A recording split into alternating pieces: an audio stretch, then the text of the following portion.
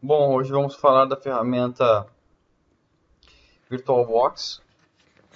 É uma ferramenta bem conhecida no mercado, é uma ferramenta da Oracle. É uma ferramenta onde nos oferece uma capacidade de poder virtualizar ambientes para testes. Até mesmo algumas pessoas usam até para produção, mas não é recomendado, porque é uma ferramenta mais intuitiva, mais a nível de usuário, né? Mas ela faz umas funções de virtualizar a máquina virtual para praticamente todas as plataformas hoje existentes. Então eu vou explicar só um pouquinho de como ela funciona e os recursos básicos dela para nós estar podendo criar uma máquina virtual. E nos próximos vídeos eu vou estar passando a instalação de algumas máquinas dentro dessa plataforma. Então, primeiramente, eu vou explicar somente ela por cima para nós estar conhecendo a ferramenta. Essa aqui é a interface padrão dela, a interface inicial dela, né? Atualmente aqui eu acho que eu tô com a última versão do momento, né, da época aqui, é a versão 5.16, 0.16. Bom, vamos lá. Como é que funciona? Tô vendo que ela só tem habilitado no momento o botão novo. No botão novo, ele libera perguntando para nós criar a máquina virtual. Eu vou dar um nome de teste aqui, só para nós testar. Vamos lá criar aqui uma Ubuntu, por exemplo. Ó, quando eu digitei Ubuntu, automaticamente ele reconheceu, vendo que é um tipo Linux, né? Por quê? Ele trabalha com todas as plataformas praticamente existentes, é o Microsoft, Solaris, BSD, macOS e outros, né? Então você vai estar podendo criar máquinas virtuais de todas as plataformas existentes. Nesse padrão aqui eu vou estar criando um tipo Linux, né? E mais especificamente um Ubuntu. Mas olha quantas distribuições Linux nós temos aqui, né? Tem bastante coisa e nós podemos estar falando mais adiante sobre cada uma delas, caso vocês queiram. Então, vamos lá. Eu vou escolher uma, vou dar o nome de Ubuntu, vou escolher o tipo Linux e a versão dela vai ser o Ubuntu 64. Vou avançar. Aqui ele está perguntando para nós qual a quantidade de memória que nós queremos alocar para essa máquina virtual. Hoje eu tenho aqui nesse meu computador 8 GB de memória. Para uma máquina virtual, a máquina virtual, para vocês entenderem, ela consome um pouco menos de memória do que uma máquina física. Por exemplo, vamos ter um computador hoje com 8 GB de memória, se eu, com esse Windows 8 aqui, se eu for botar esse mesmo Windows 8 dentro de uma máquina virtual, ele vai me consumir menos da metade, 30, 20% ele vai me consumir de memória. Isso aí, a plataforma de virtualização, ela trabalha para esse formato, entendeu? Ela consegue trabalhar, ela tem uma optimização que ela consegue manipular isso e minimizar o número de memória necessário. Para esse teste aqui, eu vou botar uma memória de 1024, ou seja, 1 GB de memória para ela, tá? Aqui nós temos três opções, que é a parte do disco rígido. A primeira é não acrescentar um disco rígido, ou seja, criar uma máquina, criar uma VM, como vocês queiram, sem disco, tá? Mas não teria fundamento nesse momento estar criando ela sem, porque nós não temos nenhum disco existente. Nós temos que criar um disco virtual agora, que é a opção que nós vamos utilizar, e nós temos a utilizar um disco já existente. Então, conforme eu falei na outra, a outra nós poderíamos usar aquela não acrescentar no disco que nós tivesse um. E aqui também, se nós tivesse um, nós podíamos estar buscando ele aqui, procurando ele no computador. Como nós não temos, nós vamos criar um novo. Bom, os tipos de disco, isso varia de plataforma de virtualização que você está usando. Nesse padrão aqui, nós estamos usando VirtualBox, pode ver que ele cria como VDI VirtualBox Disk Image. Ou seja, as máquinas virtuais do VirtualBox, por padrão, criam nesse formato. VMDK é a plataforma que eu vou estar explicando nos próximos vídeos como é que funciona o VMware. E o VMware usa esse formato VMDK, né? E eu mostrando como exemplo para vocês aqui o HDD é os tipos de disco do Mac. O macOS, o pessoal que usa Mac utiliza o Parallels, que é uma ferramenta muito boa também, de máquina virtual, e eles usam esse HD aqui. Como nós vamos utilizar? E como o VMDK é um tipo de disco bem fácil de manipular, eu vou estar usando ele. Aqui ele está perguntando no disco qual é o tipo que eu quero utilizar, se eu quero utilizar dinâmico ou fixo. O que significa isso? Dinamicamente alocado, por exemplo, se eu botar um disco de 10 GB para mim, aqui eu vou botar um número de 10 GB, por exemplo. O meu sistema operacional vai instalar, por exemplo, em 1 GB.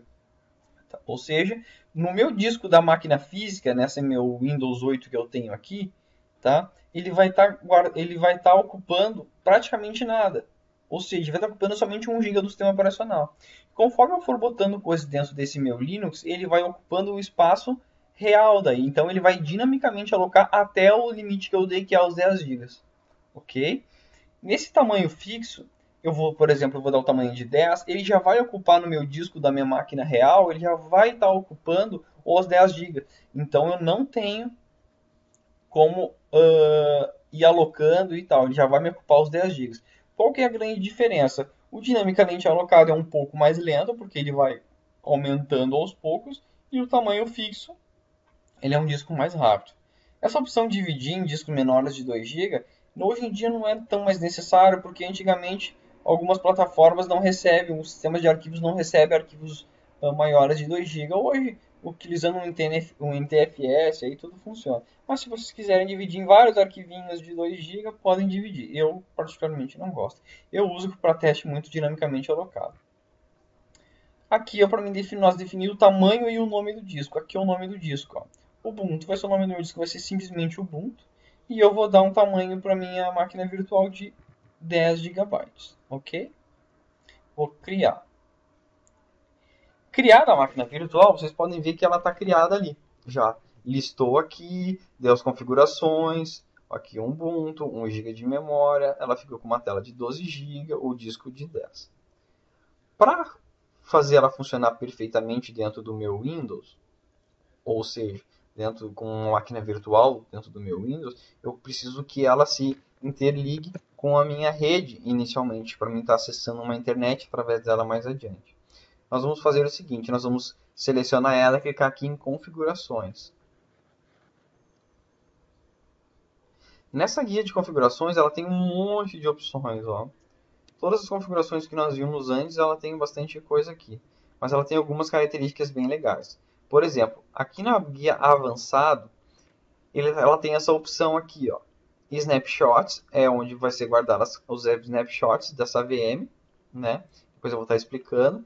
E a área de transferência compartilhada, desabilitado, o que significa? Eu vou estar vinculando a minha máquina física com a minha máquina virtual. Ou seja, eu vou poder transferir arquivos, fazer Ctrl+C, Ctrl+V dentro de uma para outra ao momento que eu quiser. Então, se eu deixar habilitar essas duas opções aqui, ó, arrastar e soltar e compartilhar tela, elas vão se encontrar. Então, eu vou ter Ctrl+C de arquivo para um lado, Ctrl+C de arquivo para o outro, elas vão estar tudo interligado. Então, essa opção aqui é bem interessante deixar habilitada, tá? Aqui na parte de sistemas eu posso estar dimensionando. Eu achei que ficou pouca memória na minha VM. Eu venho aqui e posso aumentar o disco dela, o tamanho que eu quiser, né? Então, isso aqui é uma coisa bem legal de estar utilizando também. Processador, eu posso estar escolhendo o número de processadores que eu quero utilizar. Isso aqui é muito dependendo da máquina que tu tem. Eu vou utilizar 1 GB aqui, que é só para o nosso teste aqui. Vai ser suficiente. E aqui a habilitação se tu tem placa de vídeo ou não tem. Monitor, posso definir mais memória de vídeo para essa VM. Deixar por aqui. Armazenamento está o nosso disco. O nosso disco foi criado, ubuntu.vmdk, no formato que nós criamos, né? Uma parte bem importante que tem aqui em rede, ó. Tá vendo que aqui é a placa de rede que eu tenho no momento. Adaptador 1. Tá vendo que ela está com a opção NAT? Essa opção NAT significa que a minha interface de rede da VM, ela vai fazer um NAT para a interface de saída do meu notebook.